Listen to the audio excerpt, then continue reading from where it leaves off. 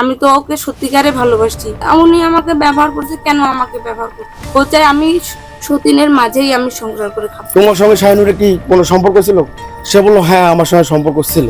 সতীনের সংসার করতে চাই, তবু আমি আমার অধিকার ছাড়বো না, তাকেই বিয়ে করব। এভাবে কথাগুলো বলে বিয়ের দাবিতে প্রতিবেশী চাচার বাড়িতে অনশন করছেন এক কলেজ ছাত্রী। চাঞ্চল্যকর এই ঘটনাটি ঘটেছে দিনাজপুরের খানসামা উপজেলায়। বৃহস্পতিবার সকাল থেকে উপজেলার শাহিনুর রহমান শাহিন নামে এক ব্যক্তির বাড়িতে অবস্থান নিয়ে অনশন শুরু করেন স্থানীয় একটি মহিলা ডিগ্রি কলেজের দ্বিতীয় বর্ষের ওই শিক্ষার্থী।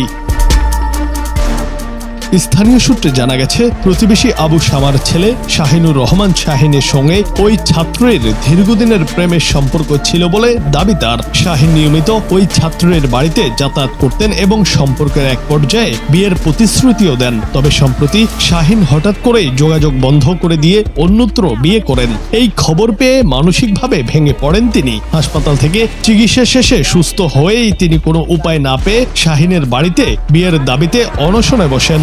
আমি জিজ্ঞাসা করছি নিজেই, তোমার সঙ্গে শাহিনুরের কি কোনো সম্পর্ক ছিল? সে বললো হ্যাঁ আমার সঙ্গে সম্পর্ক ছিল।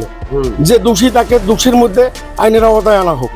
সে যদি দোষী হয় তাকে কোনো মতেই মাফ করা যাবে না। অনশনরত ছাত্রীর অভিযোগ, তাদের সম্পর্কের যথেষ্ট প্রমাণ রয়েছে, কিন্তু শাহিন এখন সব অস্বীকার করে অন্য নারীকে বিয়ে করে ঘরে তুলেছেন। তিনি স্পষ্ট জানিয়ে দিয়েছেন, শাহিনের বর্তমান স্ত্রীর সঙ্গে সতীনের সংসার করতেও তার কোনো আপত্তি নেই, কেবল নিজের সামাজিক মর্যাদা ও অধিকারটুকু ফিরে পেতে চান।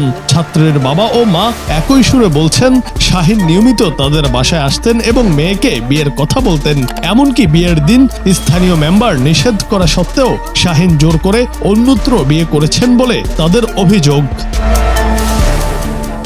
তবে অভিযোগের পুরো বিষয়টি অস্বীকার করেছে শাহিনের পরিবার। তাদের দাবি, শাহিনকে ফাঁসানোর জন্য একটি কুচক্রী মহল মেয়েটিকে ব্যবহার করেছে এবং তাদের সামাজিক মর্যাদা নষ্ট করার চেষ্টা চালাচ্ছে। শাহিনের বোনও একে একটি সুপরিকল্পিত ষড়যন্ত্র বলে দাবি করেন। অভিযুক্ত শাহিনুর রহমান শাহিন সরাসরি সম্পর্কের কথা অস্বীকার করে বলেন, সমাজে তাকে হেয় প্রতিপন্ন করতেই এমন মিথ্যা অপপ্রচার চালানো হচ্ছে। খানসামা থানার ওসি আব্দুল বাশেদ সর্দার জানিয়েছেন, মেয়েটির সঙ্গে আমাদের কথা বলতে হবে, উভয় পক্ষের বক্তব্য শুনে তদন্ত করে আইনানুগ ব্যবস্থা নেওয়া হবে। বর্তমানে এই ঘটনাটি পুরো এলাকায় ব্যাপক চাঞ্চল্যের সৃষ্টি করেছে এবং স্থানীয় সচেতন মহল নিরপেক্ষ তদন্তের মাধ্যমে এর সুষ্ঠু সমাধানের দাবি জানিয়েছে।